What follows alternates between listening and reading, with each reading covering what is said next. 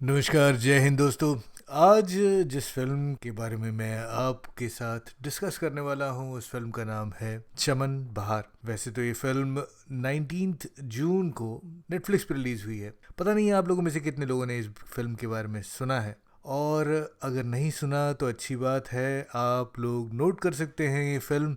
तो फिल्म के बारे में बात शुरू करता हूँ, लेकिन उससे पहले ये बता दूं कि कौन कौन ऐसे लोग हैं जिन्हें ये फिल्म नहीं देखनी चाहिए। तो ऐसे कुछ लोग जिन्हें बड़े बजट की फिल्म पसंद है, या अगर आपको स्लो पेस मूवीज पसंद नहीं है तो आपको ये मूवी नहीं देखनी चाहिए। अगर आप उन लोगों में से हैं जो हिंदी मूवी को अंग्रेजी सबटाइटल के साथ देखते हैं तो आप भी अगर ना देखें तो अच्छा होगा। लेकिन इसके अलावा बाकी जो बचते हैं, आप और हम सबको ज़रूर देखनी चाहिए, और एक बार नहीं बार बार देखनी चाहिए।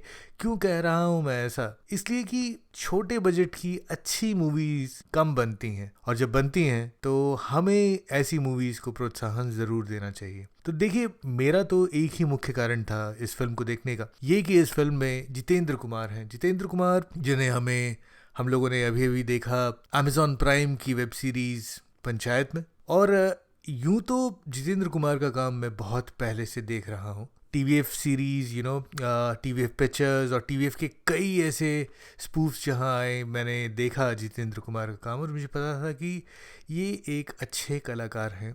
पंचायत देखने के बाद पता लगा कि नहीं, ये अपनी कला को सीरियसली लेते हैं, and definitely he can get into any sort of role. इस फिल्म को देखने के बाद मुझे पता लगा the kind of depth Jitendra Kumar has on his craft. Definitely Jitendra Kumar एक लंबी रेस के कलाकार हैं बहुत दूर तक जाएंगे, क्योंकि इतनी पकड़ है उनको अपनी कला पे। तो ये क्यों कह रहा हूँ आपको बताता हूँ कि जितेंद्र कुमार खुद जो हैं आईआईटी खड़गपुर से हैं, पढ़े हैं या इंजीनियर हैं। और अक्सर ऐसा होता है कि आपका जो आईक्यू है वो हावी हो जाता है कैरेक्टर के आईक्यू पे, और इस फिल्म को देखने का मकसद यही था, क्योंकि इस फिल्म में मुख्य किरदार में जितेंद्र कुमार निभा रहे हैं एक किरदार जो एक पान वाला है, और इस पान वाले का नाम है बिल्लू। तो अपना आईक्यू हावी ना हो, तो देखिए बहुत पहले ही जो पहला ही सीन था, जैसे बिल्लू जो है ये कैरेक्टर अपने पिता से बात करता है, साइकिल उठा के चल पड़ता है अपने पान ठेले की तरफ। तो वो डायलॉग जैसे ही बोला तो I could understand that Billu के कैरेक्टर को ना कि समझा है,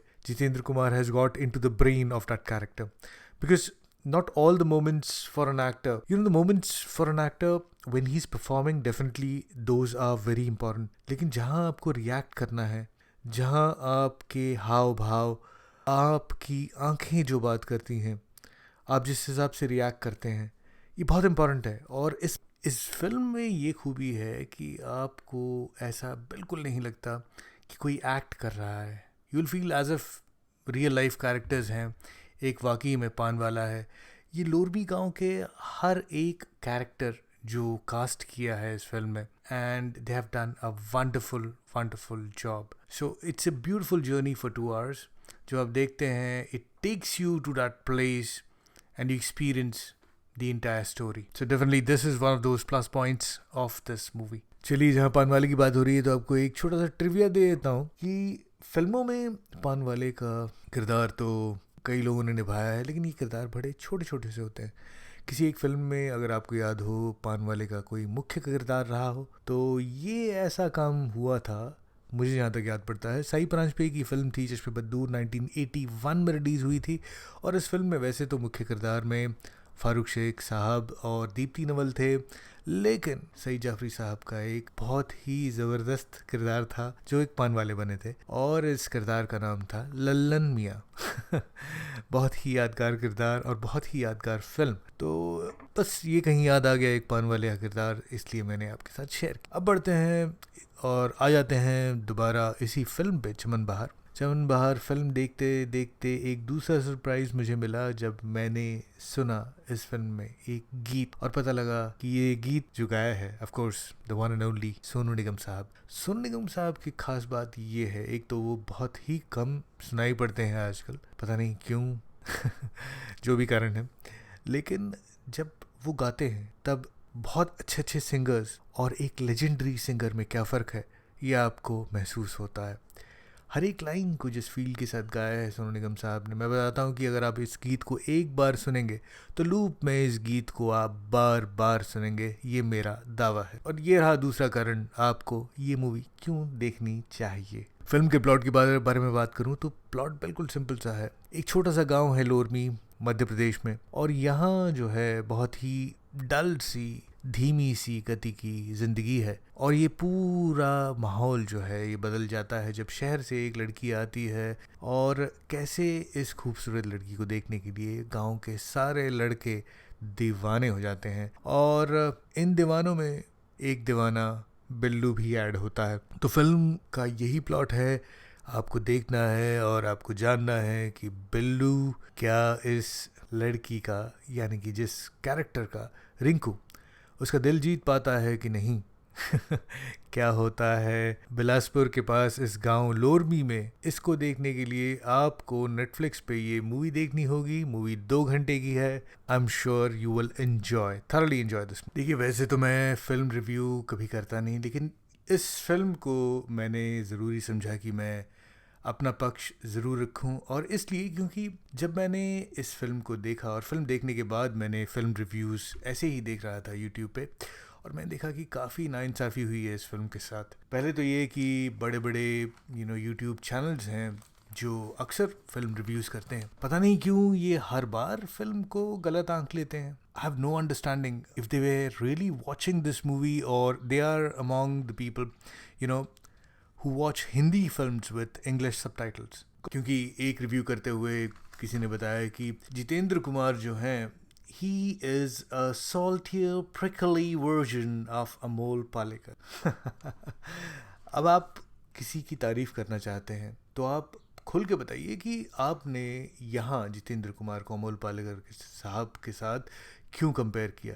ये बात नहीं कि ये कोई गलत बात है, बहुत बड़ी बात है, अच्छी बात है, लेकिन मुझे नहीं लगता कि अमोल पालेकर साहब से आपको जितेंद्र कुमार की तुलना करनी चाहिए। इसके 2 कारण हैं। पहला तो ये कि अगर जितेंद्र कुमार की पूरी जर्नी आप देखें और देखें कि किस किस तरह के किरदार उन्होंने निभाए हैं, तो ऐसा नहीं है कि बिल्कुल ही मेलो किरदार निभाए हैं। उन्होंने काफ़ी अलग अलग किरदार भी निभाए हैं। और दूसरा ये कि आप जितेंद्र कुमार को जितेंद्र कुमार बनने दें। ये बात मैं इसलिए कह रहा हूँ कि बहुत पहले एक बार सुनील गावस्कर साहब कमेंट्री बॉक्स में बैठे थे, और उनके साथ एक कमेंटेटर थे, I don't remember his name, but उन्होंने कहा कि भाई ये जो प्लेयर अभी नया आया है, ही हैज़ योर स्टाइल। और तब सुनील गावस्कर ने कहा था कि भाई don't say that, he has his own style, और आने वाला समय जो है इन्हें अपने ही नाम से जानेगा। वो जो यंग सा प्लेयर वहाँ खेल रहा था वो था सचिन तेंदुलकर। तो मैं ये कहता हूँ कि आप क्यों किसी को किसी के साथ कंपेयर कर रहे हैं। Jitendra has his own strengths, and definitely Jitendra को अपना ही नाम बनाने दीजिए। आगे चल के देखिए, लोगों ने ये भी बताया कि इस फिल्म में जो एक्ट्रेस हैं रितिका, उन्होंने किरदार निभाया है रिंकू का, उसकी आवाज़ सुनाई नहीं दी। तो ऐसा नहीं है, एक सरप्राइज़ है, आवाज़ सुनाई देती है आपको इस फिल्म में, लेकिन इसके लिए आपको फिल्म देखनी होगी। आगे कुछ रिव्यू करते हुए लोगों ने ये भी बताया कि बहुत ही डर लगा उन्हें जब लड़के फॉलो कर रहे थे इसे। देखिए, ख़ास बात तो ये है कि गांव के सारे ही लड़के दीवाने हैं रिंकू के पीछे, लेकिन किसी की हिम्मत नहीं होती रिंकू से बात करने की। तो ये बात ख़ास नोट करने लायक है। और एक साहब ने तो रिव्यू करते हुए पूरा का पूरा प्रवचन दे दिया, तो वो रिव्यू भी आपको ज़रूर सुनना चाहिए। कुछ लोगों ने तो ये बताया कि नहीं नहीं, ये बात जो है हमारे गांव में नहीं होती। तो मैं ये बताता हूँ कि मैं बॉम्बे या मुंबई शहर से हूँ, और ये बात भाई मैंने भी देखी है, और तो इसमें कोई बड़ी बात नहीं है, या कोई it's nothing to be ashamed of. देखिए, जीवन में सबसे इम्पोर्टेंट काम है to dream, and if you definitely aspire to be anyone, or like Jitendra, you aspire to be an actor. So this is a very good picture that he shared, जहाँ 10 साल पहले उन्होंने आयुष्मान खुराना के साथ ये तस्वीर खिंचवाई थी। किसे पता था कि 10 साल बाद वो आयुष्मान के साथ एक फिल्म में काम करेंगे। तो इसी तरह आप भी सपने देखते रहिए और अपने क्राफ्ट पे काम करते रहिए। अगली बार पता नहीं कब होती है मुलाकात हमारी। तब तक के लिए दीजिए मुझे विदा। जय हिंद।